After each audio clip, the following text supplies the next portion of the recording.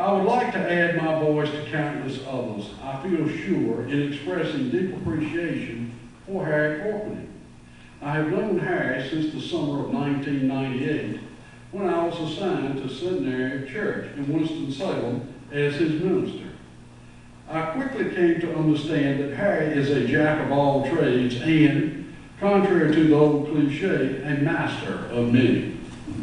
From the Ministry of Hospitality to Sound Engineering, to the facilities concerns, to mission outreach, to disaster response, to scouting, to a Ministry of Transportation, at Arbor Acres, to involvement in adult Sunday school, to a host of other issues and initiatives, Harry was and remains indispensable to that church. I used to tell people if I didn't have Harry Corpeny, we would have to hire one. One of Harry's great loves, shared with his dear parents, Wayne and Mabel, was life at Elk Shoals. He is enthusiastically invested in its myriad ministries, including the Multi-Faith Initiative for Children and Youth. Harry is also a devoted friend to Peter Parish and tells all who will listen of Peter's extraordinary work there. So when I heard that a facility was going to be named in Harry's honor, I truly wanted to be present to participate in the ceremony.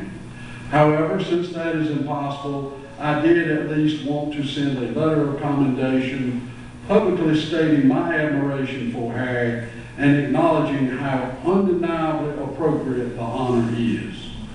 Jesus' words to the faithful lend themselves to this situation. So, Harry, to quote the Master, well done, good and faithful servant. Dr. Michael Brown.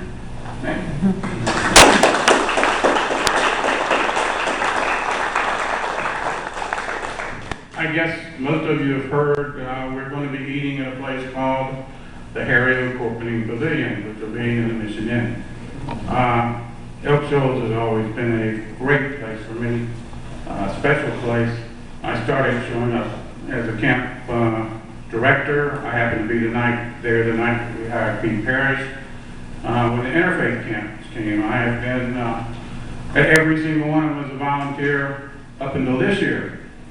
So I'm quite humbled for that, and it's awfully kind and unexpected and unneeded.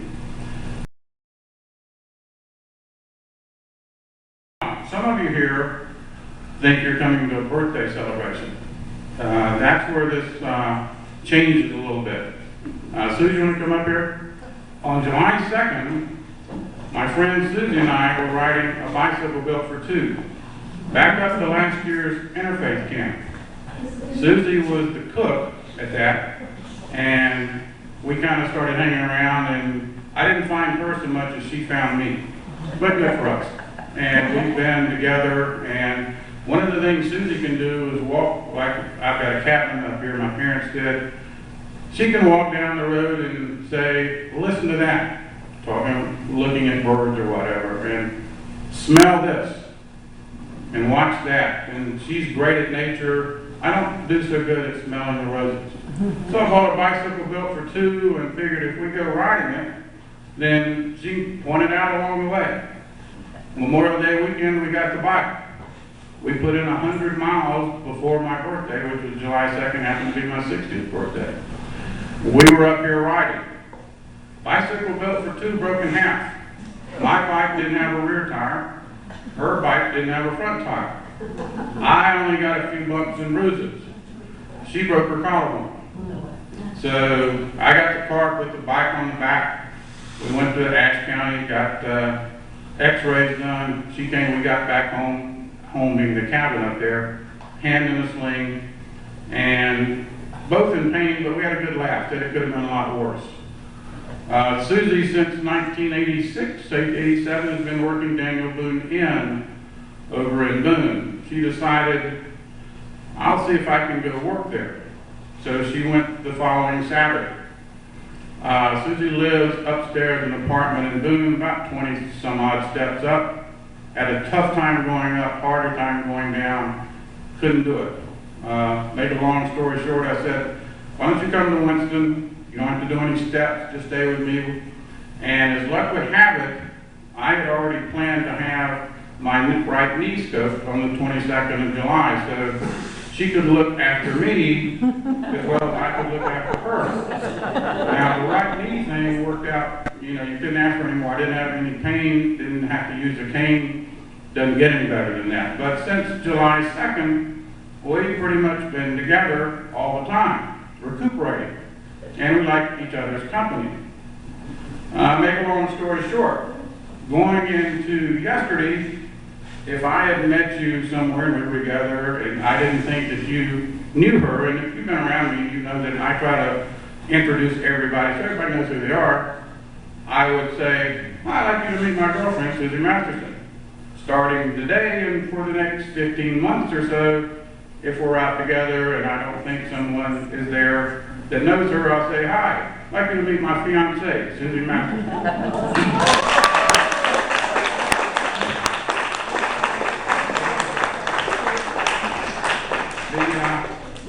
The date is going to be November 12th, next year, so if we don't kill each other by then, we'll get married. I am sure Pete Parrish is going to be part of the, is going to be asked to be a part of the facility. It'll be a different type of wedding, probably maybe different than any type that's ever been staged at Centenary. Typically, every wedding I've ever been to is a marriage ceremony with religion thrown in. Ours is going to be a worship service with a marriage ceremony thrown in. So we hope that you will be there. And one other thing, I've got something for you.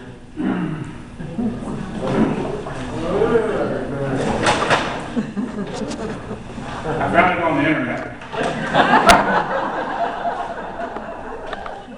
And it's a memento of this momentous occasion. I thought it kind of fit out since it all started with a bicycle built for two.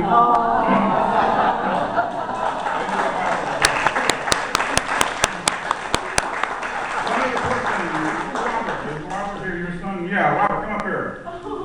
Susie has 2 children. Sarah, happily married, lives in Greensboro. Husband is Derek, has a 7-year-old son, Rick. So Rick is Susie's grandson. Robert just graduated Boone High School. Monday starts going to school at Cape Fear Community College in Wilmington, North Carolina. So welcome to the family, dude.